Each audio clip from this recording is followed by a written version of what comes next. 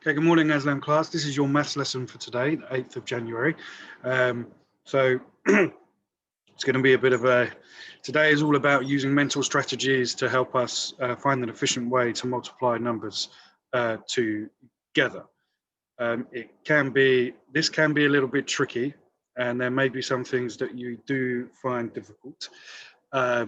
However, that's what we're doing this for, to help you learn. And if you've got any questions after this lesson, please don't hesitate to put and post a message up onto the Teams page, and I'll try and get back to you as soon as I can.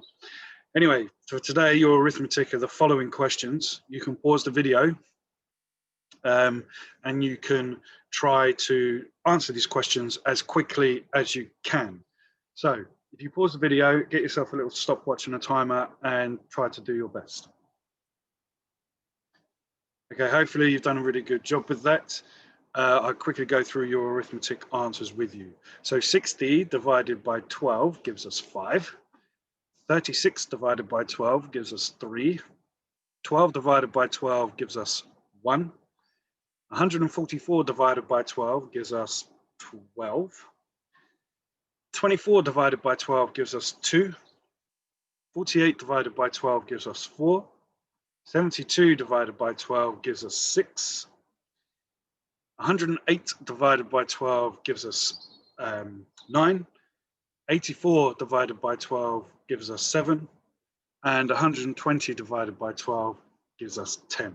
So well done if you got all of them correct with your on your arithmetic. So today's lesson is all about using efficient mental multiplication methods or strategies to help us multiply numbers very quickly. So if 9 times 4 equals 36, how many other related facts can you think of? Okay, so this one may be a bit tricky. Have a think about it. I'll give you a clue. So on my board, 9 times 4 is equal to 36. Something that could be related to that maybe could be 9 times 40. 9 times 40 would be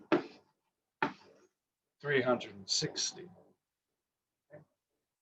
Maybe 90 times 4 is equal to 360 as well. Okay, well, it is, no, maybe about it. So what I want you to do is pause the video and give yourself, it's like a 2-minute challenge starter. Just for 2 minutes, try to think of as many related facts you can think of to 9 times 4 equals 36. And you don't have to use just them numbers as well. It could be that another way to make 36, maybe using them numbers, or another way of showing it. So pause the video and give yourself 2 minutes to work that challenge out. And for examples, they're 2 examples that to help you get going to begin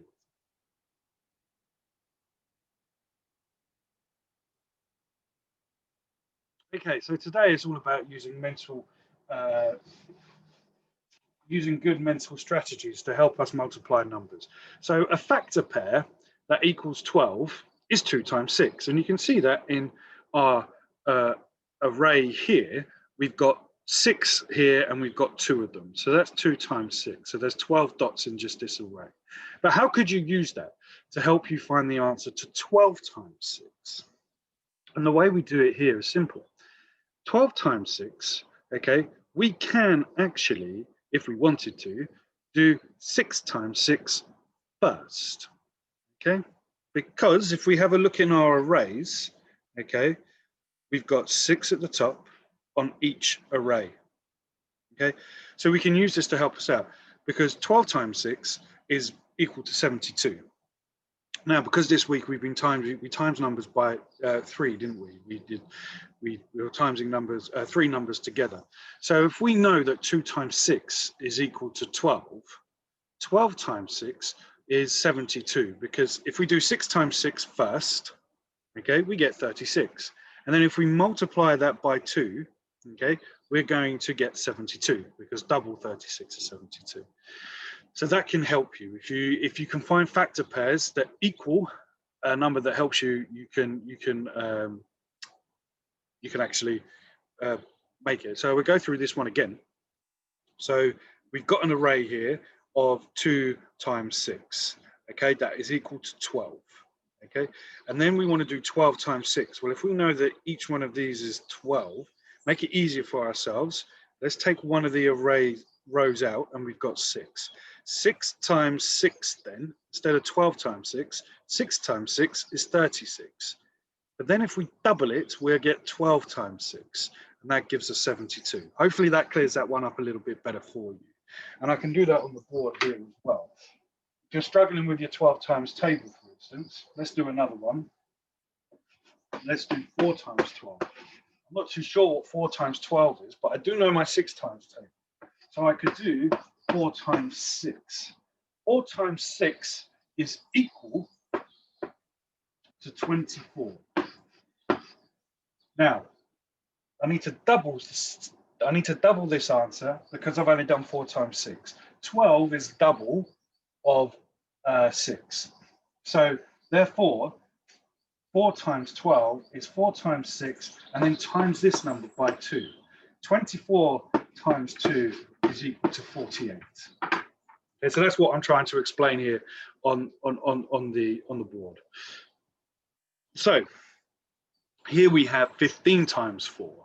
How could you use factor pairs to help find the answer to 15 times 4? Well, again, let's have a look at our arrays, okay? And we can see that we've made 15 by doing 5 multiplied by 3, okay? So we now know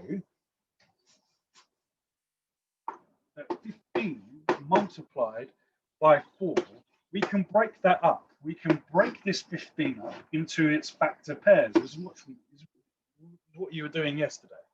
So 15's factor pairs are 3 and 5, okay, times by 4. Now, you may find it difficult to do 15 times 4, so break it up. Let's do 5 times 4 first. 5 times 4 gives us 20. And then do 20 multiplied by 3, which gives us 60.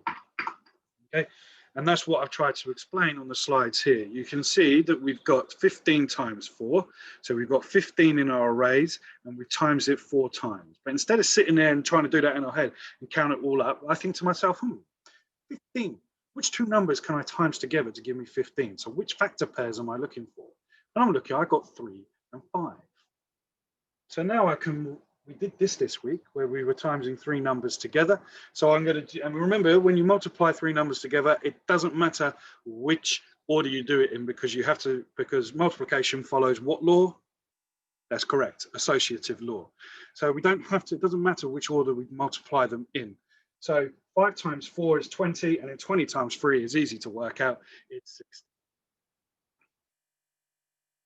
So that's just to, in writing for you there. 15 times 4 is the same as 4 lots of 3 times 5, or 3 times 5 times 4. And of course, these are all strategies to help you do it in your head. We can also use near numbers as a multiplication strategy as well, to complete the missing numbers to work out 19 times 6. So here we've got our 19 times 6. We've got 19 going across, and then we've got 6 going down. That is a big, big multiplication to do in our heads, isn't it? It's quite difficult. However, there is a way we can do it. We can, remember our rounding, we can round 19 to 20. And you can see here on this diagram, there is actually another row here. So there are 20 columns, sorry, but this one's been crossed out, and there's a reason for that. Because we're not working out 20 times 6, we're working out 19 times 6. But if we round our 19 to 20 times 6, okay, we can work that out. 20 times 6 is 120, okay? But that's 20 times 6. We want 19 times 6. So if you look in the diagram here, what I've done is I've crossed out one column, because if we kept that column in, that would be 120. But we don't want 120, we want only 19 lots of 6. So then all we do, we take off one of our 6, and that's why that line's gone through there, because we've taken away the 6 that we added. okay? Because we don't want to do 20 times 6, we want 19. So 19 times 6 is the same as 20 times 6, take away 6. So we do 120 and we take away that 6, okay, which is equal to 114. So 19 times 6 is 114.